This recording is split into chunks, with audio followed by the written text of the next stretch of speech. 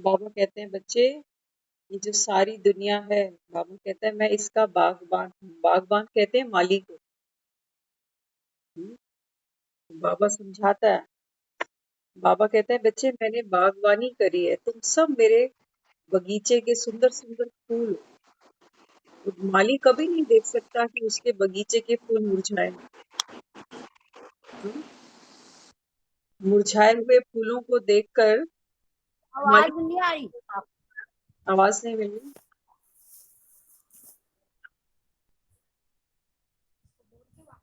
ओम शांति, अभी बेटर है आवाज?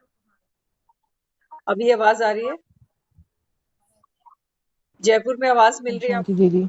ओम शांति पारिशा जी, आवाज क्लियर है? आ रही है आवाज तो। ठीक है। हाँ जी।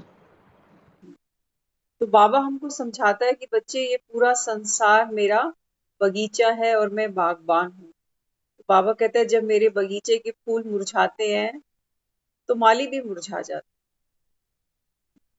तो आज की मुरली में बाबा हमको समझाते हैं कि कैसे हमारी मुरझाइश हमसे दूर रहे। क्या है जो हम मुरझा जाते हैं?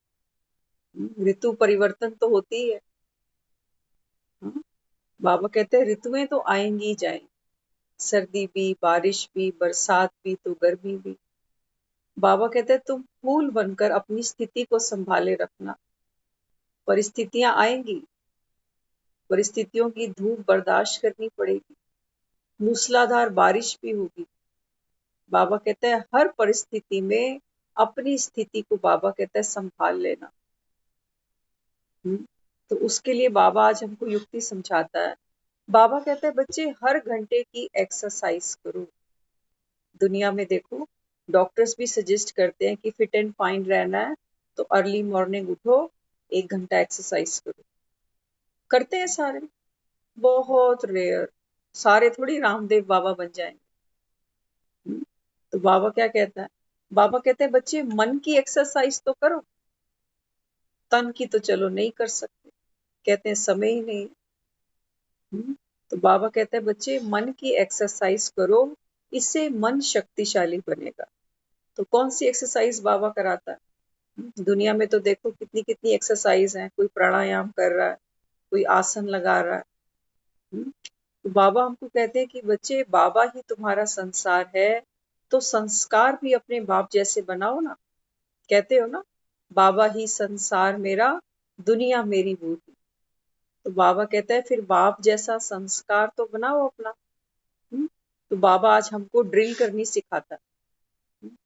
ड्रिल कैसे करते हैं? बाबा कहते हैं हमेशा उठते बैठते हर एक घंटे में सिर्फ 5 सेकंड लगते हैं, ज्यादा समय नहीं लगता।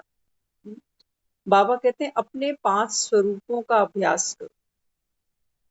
बाबा अपने बच्चों को जब देखता है ना तो उसके 5 स्वरूप देखता है। सबसे पहले माली के हाथ में बीज होते हैं, फूल तो बहुत बाद में निकलता है।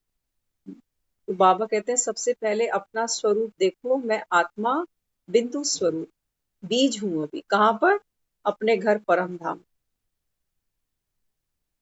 बाबा कहता है सबसे पहले अपना स्वरूप देखो, मैं आत्मा बिंदु स्वरूप। तो जब कोई एक्सरसाइज करता है तो क्या करता है? उठक बैठक करता है ना। कहते हैं इससे मांसपेशियां हमारी सुदृढ़ मजबूत बन जाती। बाबा भी कहता है बच्चे अपना जो बुद्धि है ना, बुद्धि को बाबा कहता है ऊपर नीचे लगाओ। तो सबसे पहले माली के हाथ में है बीज। बाबा कहता है अपना पहला स्वरूप देखो, मैं आत्मा ज्योतिर्बिंदु, अपने घर परम धाम। Silence, complete silence, sweet silence. उसके बाद सेकंड स्वरूप, चाहो तो आप इसको नोट भी कर सकते हो, इंपॉर्टेंट है। तो बाबा कहता है सेकंड स्वरूप अपना देखो, मैं आत्मा सत्युग में आ रही हूँ, डिवाइन सोल बन। तो बीज क्या किया? मिट्टी में अभी डाल दिया। आत्मा ने पहला पहला शरीर अभी ले लिया, तो क्या बनी? Divine soul. तो सत्युग और त्रेता में मैं आत्मा, डिवाइन सोल, ये हमारे 2 स्वरूप। ठीक है। तीसरा स्वरूप बाबा कहता है द्वापर और कलयुग में मैं आत्मा पूजनीय स्वरूप। मंदिरों में देखो मेरी मूर्ति की पूजा हो रही है। भक्त मेरे दर्शन करने के लिए लाइन लगाकर खड़े।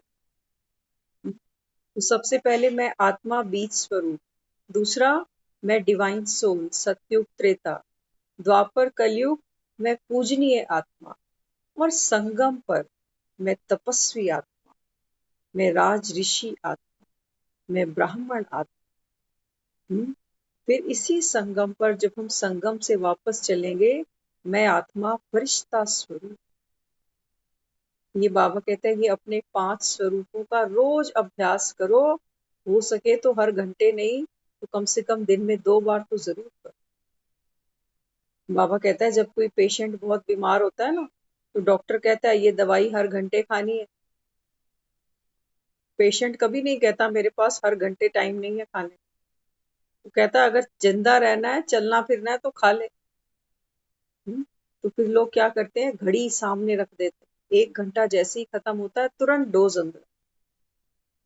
ऐसे ही बाबा कहता है बच्चे अभी मन है कमजोर, व्यर्थ का चिंतन चलता है, पर दर्शन चलता है, क्योंकि मन कमजोर है, उसके अंदर ताकत नहीं है। सिर्फ कहने से कि प्रदर्शन नहीं करो, पर चिंतन नहीं करो, अब कमजोरी तो है उसके अंदर। हम किसी कमजोर को जाकर बोल दें कि जाओ 2 किलोमीटर रोज चलो, सुन तो लिया उसने, लेकिन करने की ताकत नहीं है उसके पास। वो कहेगा आपकी बात बहुत अच्छी है, लेकिन मेरे अंदर तो खड़े होने की भी ताकत नहीं, तो मैं 2 घंटा चलूंगा कैसे। हम्म? तो इस समय बाबा हमें कहता है कि बच्चे हमारा जो अभी मन है, बाबा कहता है ये कमजोर। छोटी छोटी बात की टेंशन होती है, चिंताएं होती हैं। हाँ, तो बाबा कहता है फिर क्या करो, मन को शक्तिशाली बनाने के लिए ये एक्सरसाइज बुद्धि से ही तो करनी है। कोई हमको वेट लिफ्टिंग थोड़ी कराने को कह रहा। तो बाबा कहता है बुद्धि से योग लगाओ, मैं आत्मा बीज स्वरूप, देखो अपनी ब्यूटी। और जब मैं बीज इस धरती पर उतरा हूं, शरीर मैंने धारण किया, तो ये फूल खिला, रूहानी गुलाब खिला, दिव्य आत्मा बनकर मैं इस संसार में आई। उसके बाद मैं पूजनीय स्वरूप, मेरी ही यादगार अब मंदिरों में पूजी जा रही है। बाबा कहता है फिर संगम पर देखो मैं तपस्वी आत्मा, मैं फरिश्ता स्वरूप आत्मा। हो गए 5 स्वरूप। बीच में उलझो ही नहीं कि मैं किसका बाप, किसकी बेटी, किसकी नानी, किसकी चाची, सब खत्म। सिर्फ बाबा कहता है मैं तुम्हारे ये 5 स्वरूप देखता हूँ, ये सब नहीं देखता तुम कौन सा रोल निभा रहे हो, कितने तुम्हारे बच्चे हैं, क्या करते हो सारा दिन, कुछ नहीं। बाबा कहता है जब भी मैं तुमको देखता हूँ तो इन्हीं 5 स्वरूपों में देखता हूँ। तो बाबा कहते हैं ये एक्सरसाइज रोज करो, हर घंटे करो, दवा खाते जाओगे, ड्रिल करते जाओगे, मन शक्तिशाली हो जाएगा। ये है स्वदर्शन चक्र। बाबा कहता है जब स्वदर्शन चलेगा तो प्रदर्शन गिर जाएगा। अभी क्या है, अभी प्रदर्शन चक्र हाथ में है, स्वदर्शन चक्र गिरा हुआ है। तो बाबा कहता है बच्चे हर घंटे इस चक्र को चलाओ, ताकि मन हमारा शक्तिशाली हो। तो जैसे हम अपनी स्मृति बनाएंगे, वैसी हमारी स्थिति बन जाएगी। जैसी हमारी स्थिति बनेगी, बाबा कहता है बच्चे आपके संकल्प, बोल, कर्म, किसी पे मेहनत नहीं करनी, सिर्फ अपनी स्मृति बनाओ। तो हमने क्या किया, ये 5 स्वरूपों का चक्र घुमा के अपनी स्मृति को पावरफुल बना दिया। स्मृति पावरफुल हो गई, सारा काम हो गया, अलग से किसी पर अटेंशन देना ही नहीं। तो बाबा भी हमें समझाता है कि बच्चे ये एक्सरसाइज रोज करो, तो इससे मन सदा ठीक रहेगा। नहीं तो दुनिया में तो आज मनोरोगी कितने, शरीर की बीमारियां तो जो है सो है, मनोरोगी भी आज हर घर में हर कोई है। शरीर की बीमारी पकड़ में आ जाती है, मनोरोगी पकड़ में नहीं आते। है कोई ऐसा जो ये कह दे कि मैं हर समय खुश रहता हूँ? नहीं। बाबा कहता है जब तुमको अल्पकाल की प्राप्ति होती है तब तो थोड़ी देर खुशी आती है, और जब नहीं होती तो गायब भी हो जाती है। जितनी स्पीड से खुशी आती है उससे डबल स्पीड से चली जाती है। तो बाबा कहता है बच्चे की एक्सरसाइज करो तो मन शक्तिशाली रहे।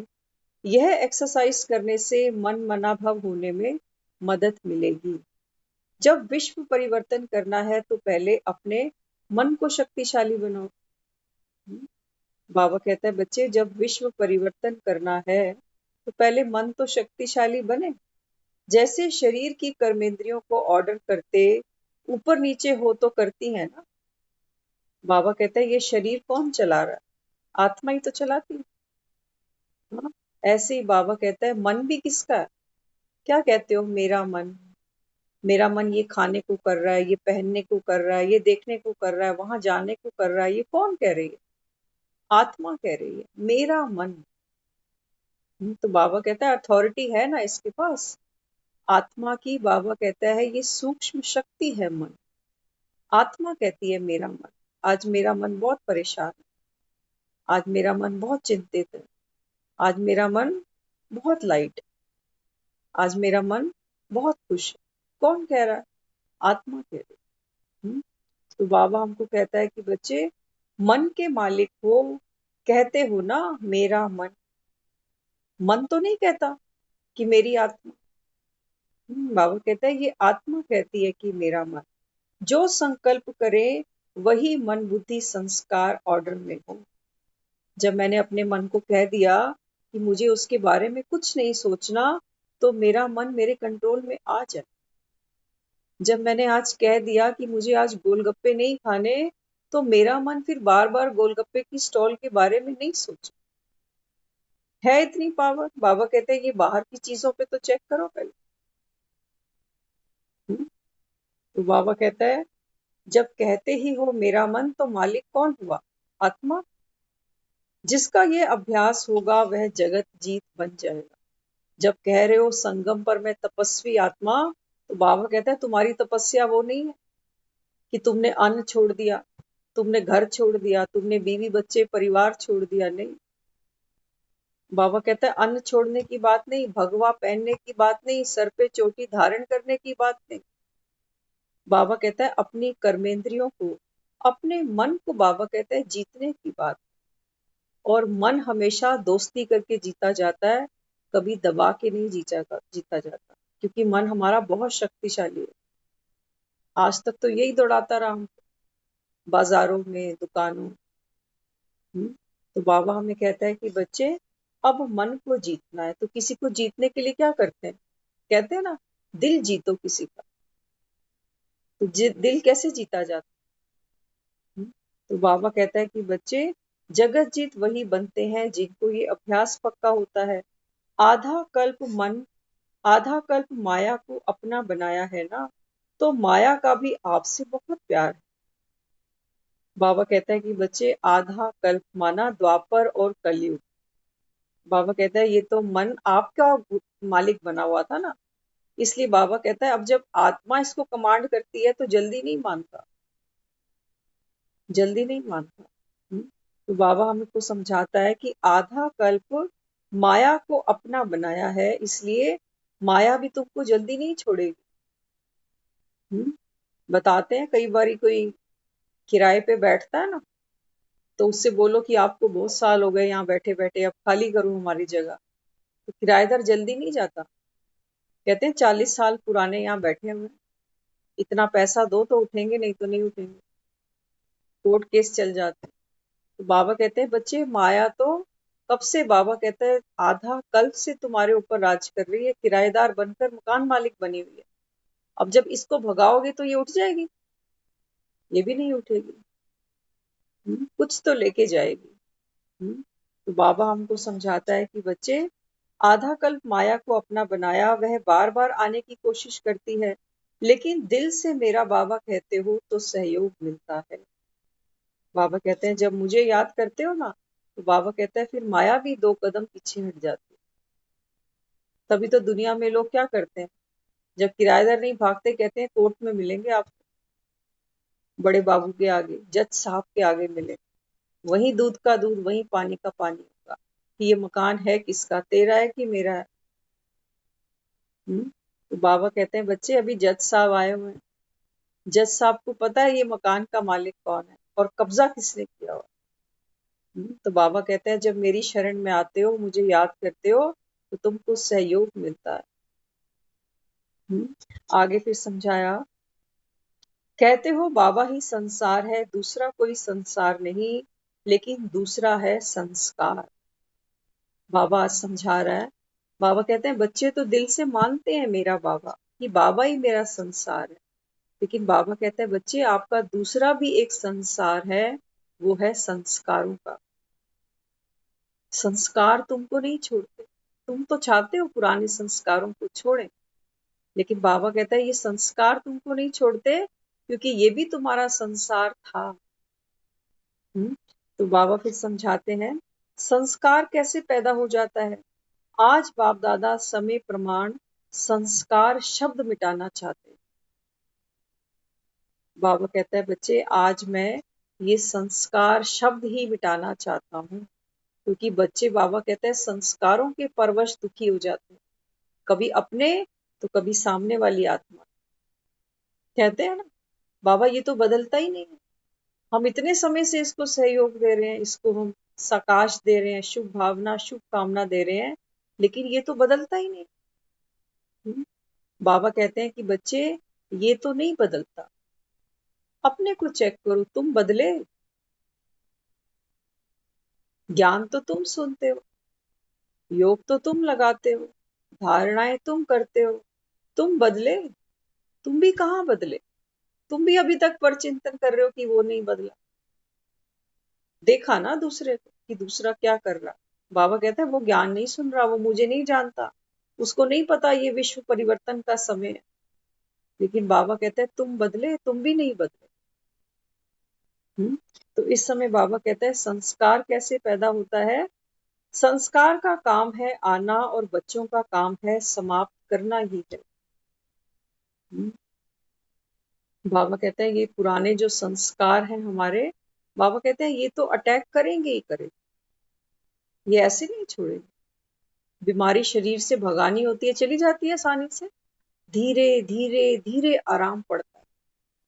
कोई एक ही दिन में जाके डॉक्टर को बोले कि दवाई तो खा रहा हूं लेकिन आराम नहीं आया, डॉक्टर कहता है भाई इतनी पुरानी बीमारी है, कम से कम महीना तो दवाई खाओ, महीने से पहले मत आना मेरे पास, महीने तक कोई आराम नहीं मिलेगा।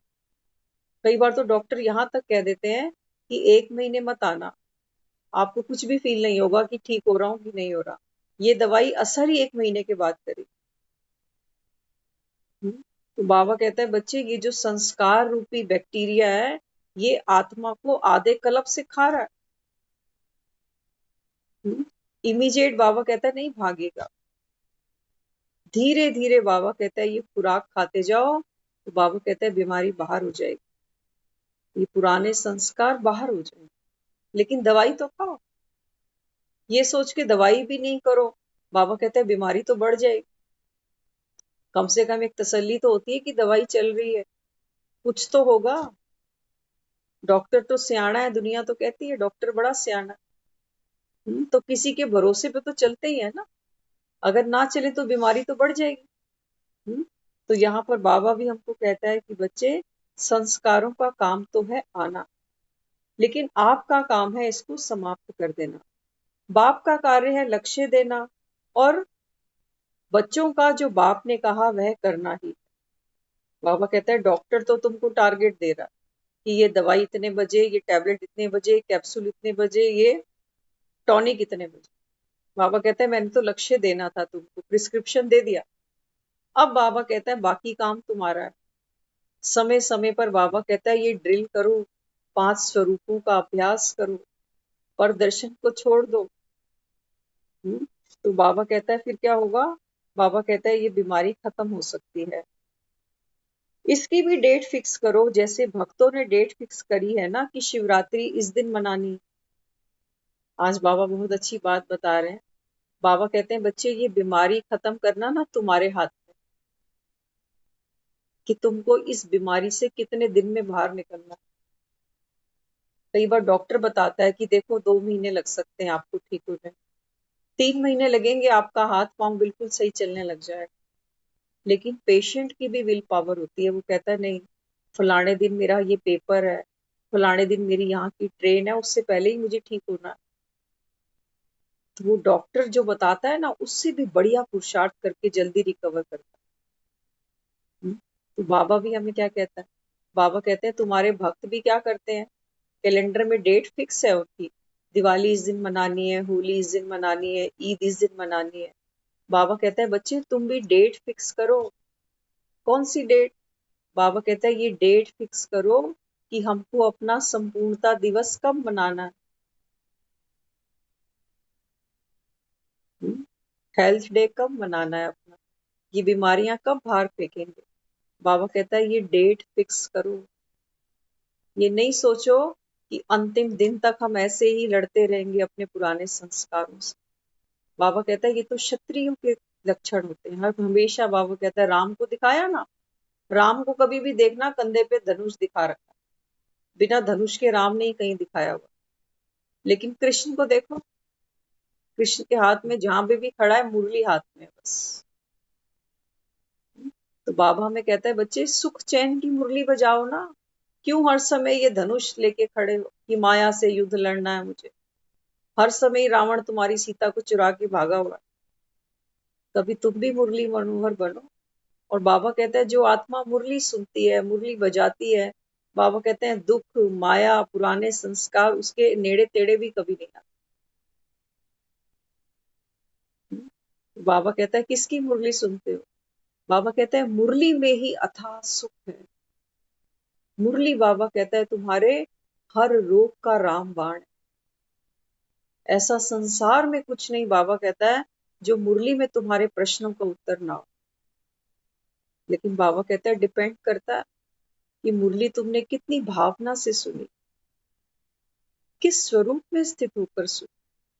बाबा कहता है ये भावना थी मन में कि बाबा मुझे सुनाने आया है, स्वयं भगवान मुझे मुरली सुनाने आया है, और मैं उसकी भोली भाली गैया, मैं उसकी गोपी हूँ। इस भाव से मुरली सुनी। तो बाबा कहता है भावना का ही भाड़ा है दुनिया में। आगे फिर बाबा समझाते हैं जो डेट फिक्स की बाप दादा को लिख के देना। बाबा कहता है अपने मन में एक डेट फिक्स करो, आज 29 अप्रैल है, कब तक मैं इस संस्कारों के साथ लड़ूं। बाबा कहता है अपनी डेट खुद फिक्स करो और बाबा के सामने लाके उस डेट को रख देना कि बाबा ये डेट है मेरी, इतने दिनों में, इतने घंटों में, इतने सेकंड्स में मैं ये पुराने संस्कारों को खत्म कर दूं। जज साहब भी क्या करता है, तारीख पे तारीख, तारीख पे तारीख, तारीख पे तारीख।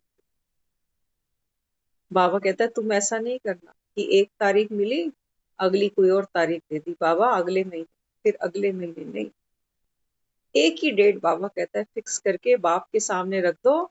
बाबा कहता है बाप भी तुमको सहयोग करेगा, लेकिन तुम्हारा निश्चय पक्का होना चाहिए। फिर समझाया संस्कार किसी ना किसी के साथ निकलता जरूर है। बाबा कहते हैं जो तुम्हारे अंदर दबे हुए संस्कार है ना, शुक्र मनाओ कि बीमारी का हमको पता तो चलता है, किसी के भी साथ चले।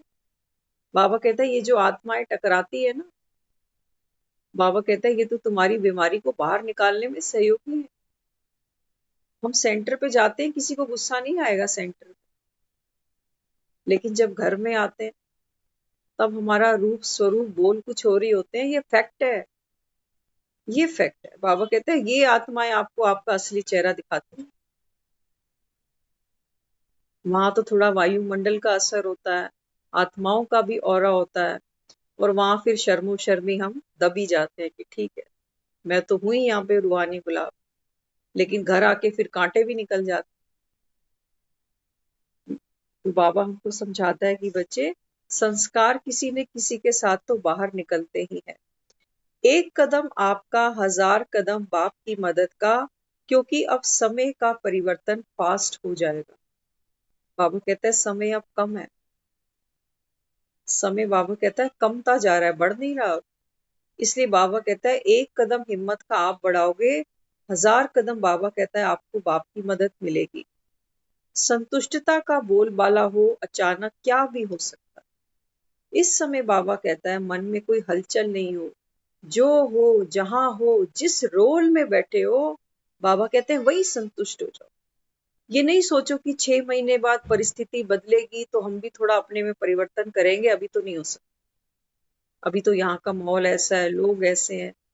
बाबा कहता है नहीं, अभी इसी समय बाबा कहता है संतुष्ट मनी बनो, क्योंकि अचानक कुछ भी हो सकता है। तो बाबा कहता है अगर मन में वासनाएं रह गई तो बाबा कहता है फिर संतुष्टता का आनंद नहीं ले सकते, क्योंकि अचानक बाबा कहता है कुछ भी हो सकता है। तो टेक इट सीरियसली कि पता नहीं क्या हो सकता, पता नहीं हम इस दुनिया में बैठे रहेंगे कि नहीं, पता नहीं कुछ समय बाद हम ये मुरलियां सुन सकेंगे कि नहीं, कुछ भी पॉसिबल है। इसलिए बाबा कहता है बच्चे ये बीज अपने अंदर डालो कि मैं जो हूँ, जहां हूँ, जैसा हूँ, जिस रोल में उसने मुझे बिठाया है, मैं संतुष्ट हूँ। तो फिर बाबा हमको समझाते हैं जितना देश के हिसाब से दूर हो उतना बाप दादा के दिल के नजदीक हो। बाबा कहता है बच्चे दूरियां भले ही हम में बहुत हैं कि मैं परम धाम निवासी और तुम बाबा कहता है सृष्टि पे, लेकिन जितने दूर हो उतने बाबा कहता है मेरे दिल के पास हो। क्योंकि जब कोई घर से दूर जाता है ना तभी हमको उसकी याद आती है।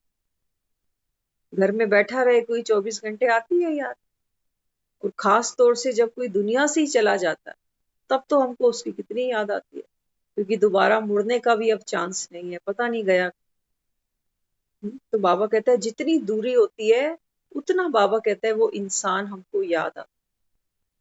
तो बाबा कहता है हमेशा मेरे दिल के पास हो, ये नहीं सोचना कि बहुत दूर है।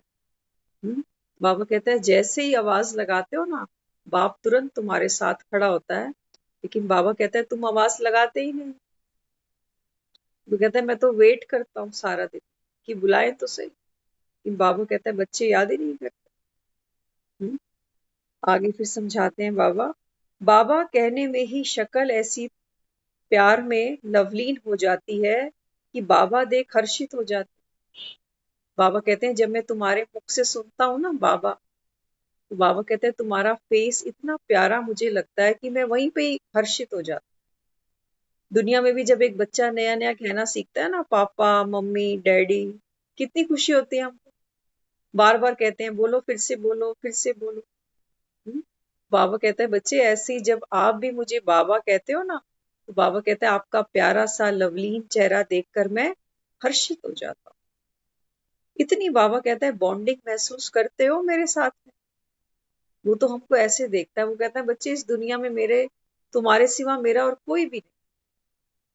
तुम्हारे पास तो ये दुनिया पड़ी है, परिवार पड़े हैं, बाजार पड़े हैं, कमाइयां हैं ये। बाबा कहते हैं मेरे पास तो तुम्हारे सिवा और कुछ नहीं है। तुम माया से खेलते हो, वो थोड़ी माया से खेलने आया। बाबा कहते हैं तुम माया से बिजी हो जाते हो ना, वो थोड़ी बिजी होता है। वो कहता है मेरे लिए तो बस तुम ही सब कुछ, और तुम मुझे कितना याद करते हो। हाँ, तो बाबा इस समय कहता है कि बच्चे भारत के बाप, भारत के परिवार से प्यार है ना, अपने अपने पिता से तो हमने प्यार किया ही है, निभाया ही है। लेकिन बाबा कहता है अब तो विश्व का रचयिता तुम्हारे सामने आकर बैठता है, तो ऐसे बाप से प्यार है। बाप क्यों अच्छा लगता है हमको? क्योंकि हमको जन्म देता है, हमको पालना देता है, हमको प्यार देता है, पैसा भी देता है, कन्यादान भी कर देता है, दुख सुख में काम भी आ जाता है। अच्छा लगता है ना बाप? ऐसे ही बाबा कहते हैं बच्चे मैं तुम आत्माओं का बाप हूँ, तो तुम आत्माओं को जन्म देता हूँ, तुम्हारी ज्ञान रत्नों से पालना करता हूँ, तुमको बाबा कहता है सुख शांति का वर्षा देता हूँ। बाबा कहता है तुमको ज्ञान से सदा जगाकर, बाबा कहता है मैं सत्युग में भेजता हूँ। है किसी बाप के पास इतना बड़ा वर्षा 21 जन्मों के लिए? बाप भी श्योरिटी नहीं करता कि कन्यादान करने के बाद मेरी बच्ची का क्या होगा, वो भी रब के भरोसे। लेकिन बाबा कहता है कि बच्चे मैं गारंटी करता हूँ 21 जन्म, बाबा कहता है 21 जन्म के लिए बाबा कहता है मैं तुमको स्वर्ग में भेजता हूँ, जहां तुमको भगवान की कभी याद नहीं आएगी, बाप को भूल जाओगे, कोई ज्ञान कोई शास्त्र कोई मंदिर कोई व्रत कोई तीर्थ कोई गुरु कुछ भी नहीं होगा। क्योंकि भक्ति तो बाबा कहता है कोई करता क्यों है भक्ति? दुख में करता। आत्मा दुखी बनती है पतित बनती है तो भक्ति करती है। हमें भी जब समझ मिलती है ना दुख की, हम अपने पेरेंट्स से सीखते हैं। वो भी हमको कहते हैं ये अच्छी बात है, मंदिर जाना, पूजा करना, भजन बोलना अच्छी बात। लेकिन बाबा हमको कहता है बच्चे दुख में सिमरन सब करें, सुख में करे न कोई। वास्तव में बात तो ये है कि दुख में ही सिमरन किया जाता है। बाबा कहता है सुख में कोई थोड़ी केमिस्ट की दुकान पे चढ़ेगा कि ले आ बुखार की गोली भी दे दे, सर दर्द भी दे दे। जब है ही नहीं तो कोई क्यों जाएगा केमिस्ट के पास। कहीं बॉडी में तकलीफ है, कोई पेन है, कोई कमजोरी है, तब तो डॉक्टर के पास कोई जाएगा। अच्छा खासा आदमी डॉक्टर से क्यों मिलेगा? नहीं मिलेगा, चाहे वो कितना भी नामी ग्रामी डॉक्टर हो। वो कहेगा हमको जरूरत नहीं है, मैं फिट हूँ। ऐसे ही बाबा कहता है बच्चे जब आत्मा फिट है, तंदुरुस्त है, तो बाबा कहता है उसको भक्ति की जरूरत नहीं है। भक्ति तो बाबा कहता है ये छोटे छोटे डॉक्टर थे तुम्हारे, नीम हकीम खतरे जान। असली डॉक्टर तो तुमको अब मिला, जो आत्माओं का इलाज करे। जो बाबा कहता है तुम्हारे कर्मों की जो टेढ़ी मेढ़ी गति थी, उसको बाबा कहता है अब सीधा करो। संस्कारों की बीमारी तुम्हारे अंदर, बाबा कहता है संस्कारों का विष तुम्हारे अंदर बैठा था, इसका बाबा कहता है मुझे विष उतार। तो इसलिए बाबा कहता है कि बच्चे अब बाप आए हैं तो तीव्र पुरुषार्थ कर बाप को प्रत्यक्ष करना है। अब एक रोगी है, रोगी क्या करता है जब ठीक हो जाता है ना, तो एक रोगी डॉक्टर को प्रत्यक्ष करता है।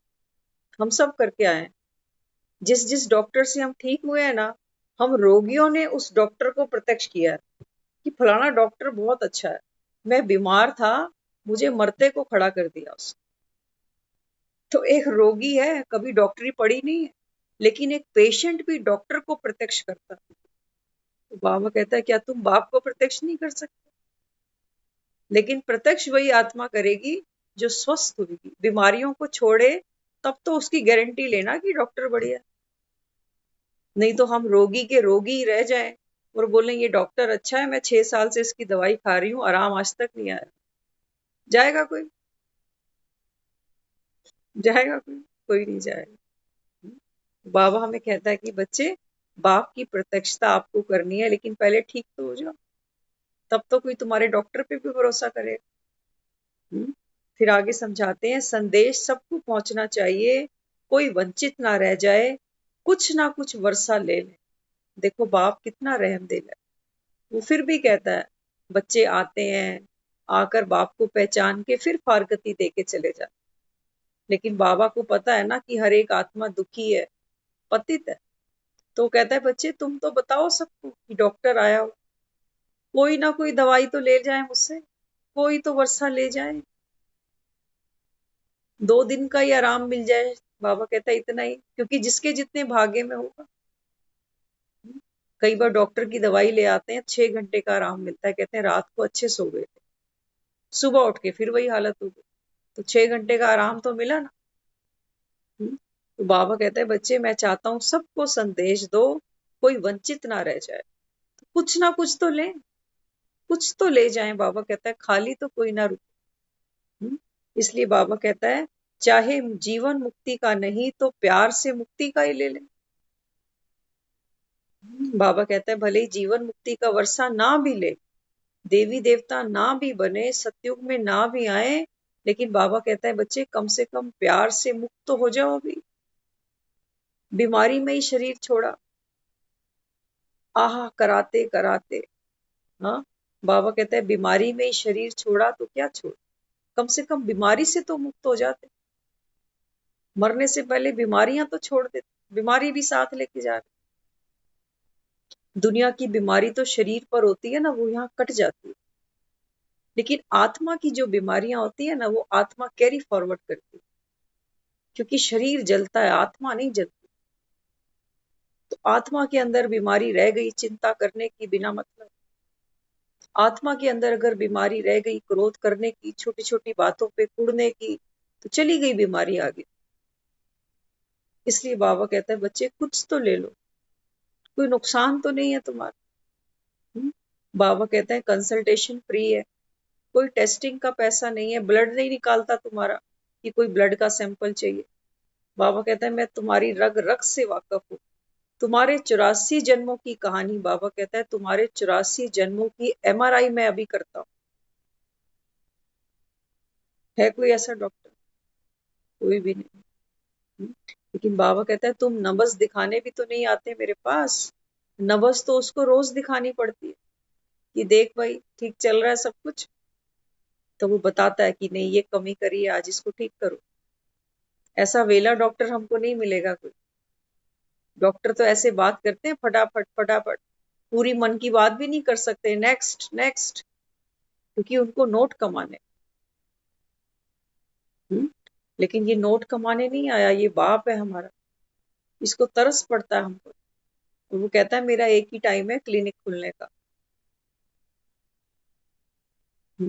तो बाबा कहता है कि बच्चे इस समय आओ, जीवन मुक्ति का नहीं तो कम से कम मुक्ति का वर्षा तो ले लो। फिर आगे बाबा ने, दादी बीमार थी उनके प्रति बाबा ने महावाक्य बोले। देखो हमको प्रेरणा मिलती है। दादी के लिए कहते हैं बीमारी को हजम कर लेती है। बाबा कह रहे हैं दादी के लिए कि कैसी भी बीमारी है ये हजम कर लेती है। हजम करना माना, आज दुनिया में हमको कोई छोटी सी भी प्रॉब्लम आती है ना, हम सबको फोन कर करके बताते हैं, हाय देख मेरे खांसी आई, देख मेरे पेट में दर्द, देख मेरे ये, देख मेरे। क्योंकि आत्मा इस समय इतनी खाली है, उसको चाहिए सिंपैथी, कि कोई बार बार मेरे से हालचाल तो पूछे। आज मैं हॉस्पिटलाइज्ड हूँ, मुझे कितने लोग देखने आए। जो नहीं देखने आया नाराज, ये तो आया ही नहीं, इसके पास टाइम नहीं है मेरे लिए। तो कुछ लोग तो हॉस्पिटलाइज तब भी हो जाते हैं कि चलो पता तो चलेगा कि किसको मेरी कितनी परवाह है। तो बाबा दादी से क्या कहता है, बीमारी को हजम कर लेती है। हजम करना माना बीमारी है, अब इसका गाना नहीं गाना। सब पूछते हैं आपकी तबीयत कैसी है, आप ठीक हो? बाबा कहता है बच्चे सबको बोलो हम अच्छे हैं, हम अच्छे हैं। क्यों? क्योंकि बाबा कहता है बाबा तुम्हारे साथ बैठा, हम अच्छे। बीमारी का हाल किसको बताओ? डॉक्टर को बताओ। नहीं तो आज दुनिया में क्या होता है, देखो हम एक बीमारी से जूझते हैं ना, कईयों से बात करते। वो कहता है नहीं ये डॉक्टर अच्छा नहीं है, मैं बताता हूँ डॉक्टर, वहां चलो। तो जिसकी दवाई हम खा रहे हैं ना, हमारा ट्रस्ट फैक्टर वहां खत्म हो जाता है। और फिर जिसकी दवाई नहीं कर रहे वहां चलता है कि इसके पास जाएं, आज जाएं, कल जाएं, इसकी दवाई छोड़ें कि क्या करें। हम क्या कर रहे हैं, अपनी जो हमारी बीमारी है ना उसको हम लंबा करते हैं, बजाय इसको काटने के। एक डॉक्टर से दवाई जब कर ली ना, बाबा कहता है अगर विश्वास है तो मिट्टी भी काम आ जाएगी। अगर विश्वास नहीं है तो फिर भटकते जाना। दुनिया में डॉक्टर्स बतेरे हैं, क्लिनिक बतेरे हैं, हॉस्पिटल बतेरे। तुम्हारी जेबों में पैसा बहुत है, खाते जाओ धक्के। लेकिन पेशेंट को हम पेशेंट क्यों कहते हैं? क्योंकि उसके अंदर पेशेंस होती है, समझदारी होती है। तो यहाँ बाबा हमको कहता है बीमारी को हजम करो। क्योंकि क्या होता है, हमको पेट में दर्द है, हमने 5 लोगों को बता दिया, अब धीरे धीरे मेरे वो उस दर्द को आराम मिलना शुरू हो रहा है। इतने में किसी का फोन आ जाएगा, अब पेट दर्द ठीक है। अब यहां से भूल रहा था, वो दर्द नहीं उठा, वो चीज भूल रही थी कि दर्द है, अब किसी ने याद दिला दी। तो जब दर्द याद किया तो फिर दर्द नहीं भी होगा ना तो फील होगा कहीं दोबारा तो नहीं हो जाएगा। क्योंकि वो कह रही थी फोन पे कि ये दवाई खाने से ना थोड़ी देर आराम मिलता है फिर आ जाता है। तो ये इलाज कर रहे हो या बीमारी बढ़ा रहे हो? अभी हम क्या कर रहे हैं, जितनों को अपनी बीमारी बताते हैं ना, बाबा कहते हैं बच्चे ये मूंछ जो सूत है ना ये मूंझता जाता है। इसलिए बाबा कहता है बीमारी को हजम करना सीखो, शरीर को साक्षी हो चलाओ। मैं आत्मा हूं और इस समय मेरे शरीर पर जो भी पेपर आया है, बाबा कहते हैं साक्षी होकर चलाओ। तो क्या होगा, साक्षी होने से बाबा कहते हैं डिटैचमेंट हो जाती।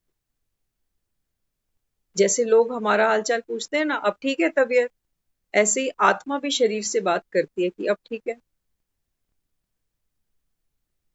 ऐसे बात करती है, अब आप ठीक हो। तो शरीर रिस्पॉन्ड करता है कि हाँ मैं बेटर। लेकिन जब वो हाय हाय हाय करती जाती है तो शरीर उस हाय से बाहर नहीं आ पाता। इसलिए बाबा कहता है साक्षी बनो, कभी तंग नहीं हो। बीमारी है, आई है वो। अपना बाबा कहता है जो भी पार्ट है शरीर पर जो भोगना है वो तो भोगनी ही पड़ेगी ना। हम्म? लेकिन बाबा कहता है कभी तंग नहीं होना, दुखी नहीं होना। जितना हम इरिटेट होते हैं ना अपनी सिचुएशंस के साथ में, बाबा कहता है एक तो तन का दुख, ऊपर से मन का दुख अलग पाल ले। तन तो दुखी है ही है, मन भी अछूता नहीं बचता, मन डबल दुखी होता। पैसा भी लगाया, डॉक्टर के धक्के भी खाए, आराम फिर भी नहीं मिला, तो मन भी क्या होता है, कमजोर होता जा। किसी नए डॉक्टर पे ट्रस्ट भी नहीं होगा।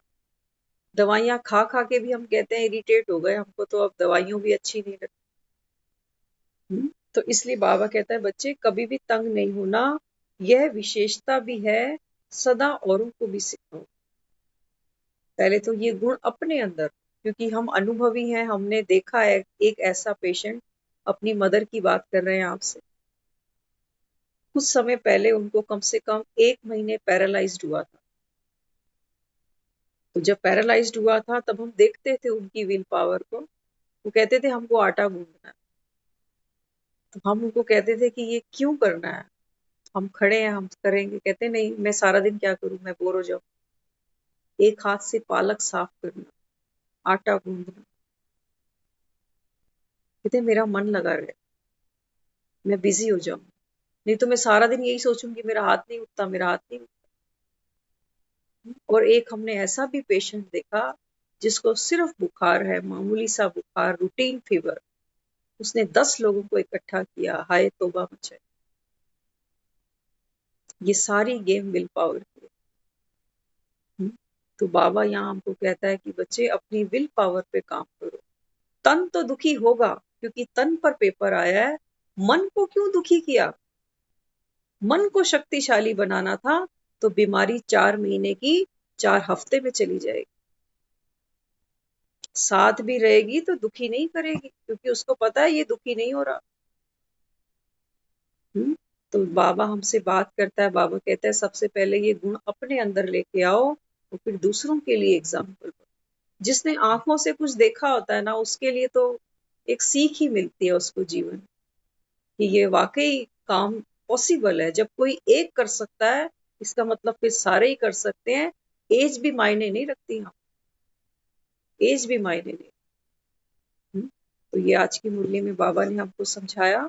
थोड़ी सी मुरली हेल्थ पर बेस्ड थी, थोड़ी सी मुरली हमको बाबा ने जो ड्रिल समझाई उसके ऊपर बेस्ड थी। ओम शांति।